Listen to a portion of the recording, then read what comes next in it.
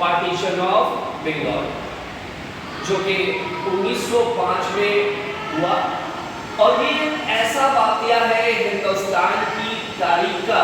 جس نے ہندوستان کی آزادی کی تحریک کو ایک نیا موڑ، ایک نیا جوش، ایک نیا ولولہ سے نواز دیا۔ دراصل بنگال ایک بہت بڑا صوبہ تھا، اور یہاں ہندو مسلم اتحاد جو ہے کافی مضبوطی سے قائم تھا، مستحکم تھا، لہذا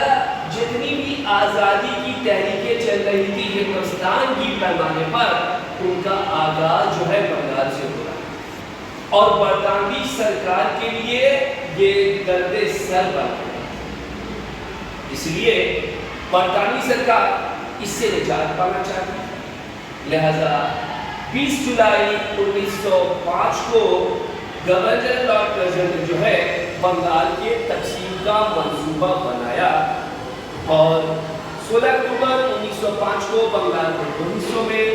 مشرقی بنگال مسلمانوں کی آبادی والا حصہ اور مغربی بنگال ہندوؤں کی آبادی والے علاقے میں تقسیم کر دیا۔ گورنمنٹ کی طرف سے وجہ یہ بتائی گئی کہ چونکہ بنگال ایک بڑا صوبہ ہے، لہذا انتظامیہ کی سہولت کے لیے اسے تقسیم کیا گیا، لیکن ہندوستانی لیڈران جو ہے اس کے جھانسے میں آنے والے نہیں تھے۔ ان لوگوں نے بھاپ لیا کہ اس تقسیم کی اصل وجہ جو ہے وہ ہے ہندوستان کی تحریک کو کمزور کرنا، اور بنگال میں جو ہندو مسلم اتحاد ہے اس کو نقصان پہنچانا، تاکہ جو یہ تحریکوں کا جو مرکز بنگال بنا ہوا ہے اس سے بنگال کو نجات ملے۔ اس لیے اس زمانہ کے جو بڑے بڑے لیڈران تھے، رابندر ناتھ ٹیگور، بپن چندر پال، اشوت کمار دتا، عبد الرسول وغیرہ جو ہے ان لوگوں نے اس کے خلاف تحریک چلانے کی، اور آخرکار جو ہے 1905 میں سوادیسی اور بائیکاٹ تحریک کی ابتدا ہوئی۔ سوادیسی تحریک، سوادیس کے معنی اپنے ملک کی بنی چیزوں کا استعمال کرنا، اور بائیکاٹ کے تحت غیر ملکی اشیاء کا جو ہے بائیکاٹ کرنا، استعمال نہ کرنا۔ ان دونوں تحریکوں کا اصل مقصد تھا برطانوی سرکار کو معاشی طور پر نقصان پہنچانا، تاکہ وہ جو ہے تقسیم بنگال کے حکم کو واپس لے۔ اور آخر میں یہ سلسلہ چلتا رہا، اور یہ تحریک اس عروج پر پہنچ گیا کہ آخرکار برطانوی سرکار 1911 میں تقسیم بنگال کے حکم کو واپس لینے پر مجبور ہوئی۔ اب ہم کو دیکھنا ہے کہ اس تحریک میں کسانوں کا، عورتوں کا اور طلباء کا کیا رول ہے۔ 1905 میں ہونے والی یہ تقسیم بنگال کے خلاف تحریک جو ہے ایک ایسی تحریک تھی جس پہ تمام طبقے نے حصہ لیا، کسانوں نے بھی بڑھ چڑھ کر اس میں حصہ لیا۔ اشونی کمار دتا نے مادھو سبھا نام کا جو ہے رضاکاروں کی ایک جماعت بنائی، ایک تنظیم بنائی، اور یہ لوگ جگہ جگہ جا کے کسانوں کو جو ہے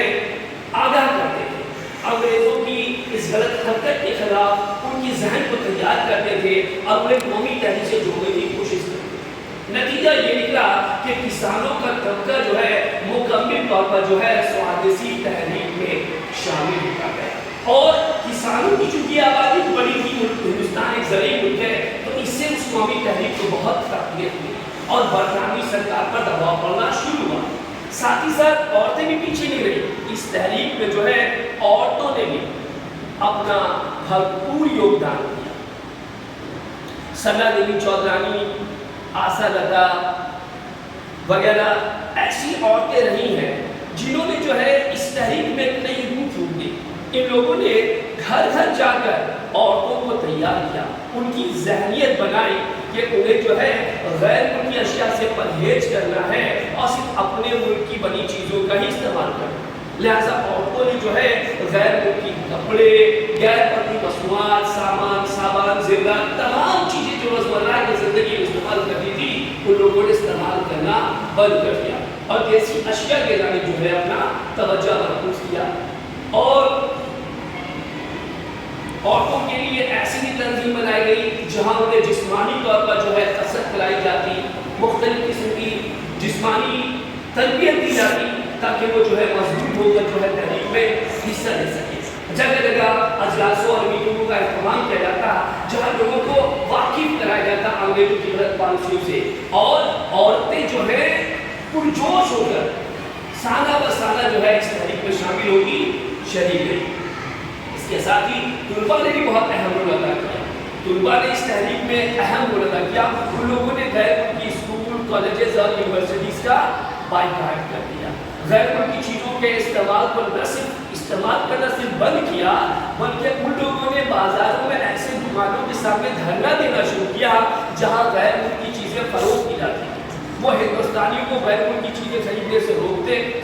سمجھاتے, دکانداروں پر دباؤ ڈالتے, اور جو غیر ملکی چیزوں کو جو ہے نظر آتش کرتے, ان کی گھیر لا کر اس میں آگ لگا دیا کرتے. اس طرح طلباء کی سمت نے بھی اس تحریک کو کافی تقویت بخشی.